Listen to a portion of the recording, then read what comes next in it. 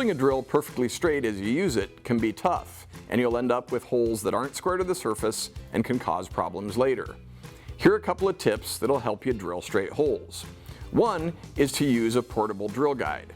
It works kind of like a mini drill press that you attach to your drill and drills nice straight holes, but it can be cumbersome to use.